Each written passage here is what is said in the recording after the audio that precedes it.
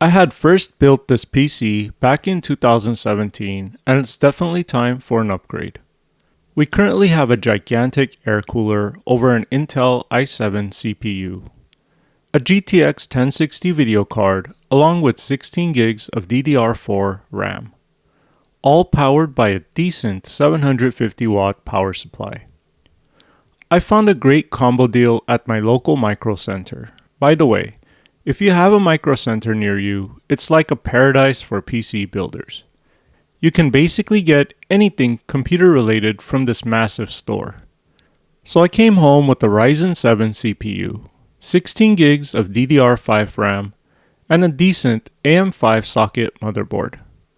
These three items were bundled together for just $350. I also went ahead and picked up a liquid cooler while I was at it.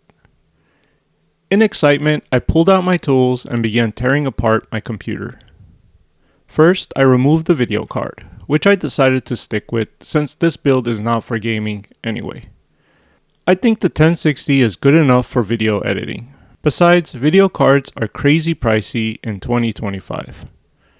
I also went ahead and unplugged all the different cables going to my motherboard. And with all that jazz out of the way, let's pull the guts out of this old beast. I actually went ahead and sold all this on OfferUp to recoup some of my upgrade costs. I was never really all that good at cable management. I love how this case just hides all this mess in the back. I decided to strip away the CD burner since I don't use it much these days. And instead, I put in an additional fan in its place. And off camera, I also cleaned the case and got it ready for the new parts. Here's the new motherboard. It's not the most advanced option, but I only need the basics for this PC. Built-in Wi-Fi 6 was an added bonus. Here is the AM5 socket. This is my first motherboard where the CPU pins were on the motherboard instead of the CPU itself.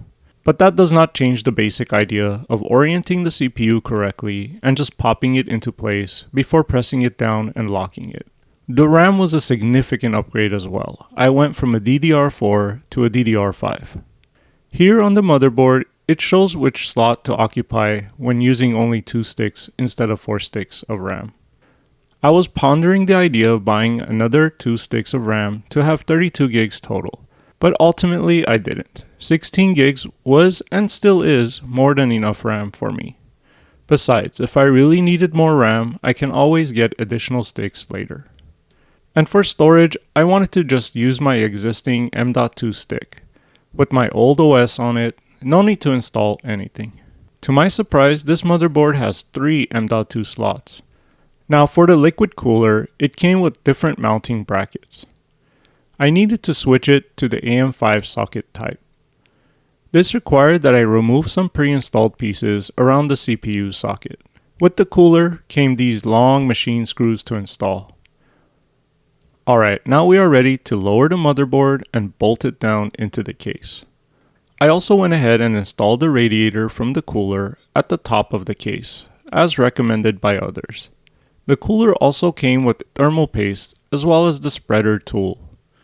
From what I understand, these new multi-core CPUs take up a lot of space under the metal plates. So we need to make sure we get this thermal paste spread out edge to edge. Before we can install the cooler pump, we got to switch the mounting bracket. And of course, not forget to remove the protection film.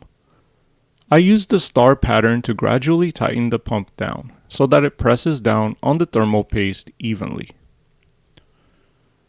And that's it. Everything is in place and ready for wiring.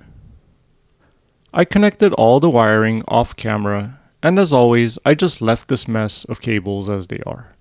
Out of sight, out of mind. Well, I hope you enjoyed this adventure with me, and I hope to see you at my next video. Please like and subscribe, and thanks for watching.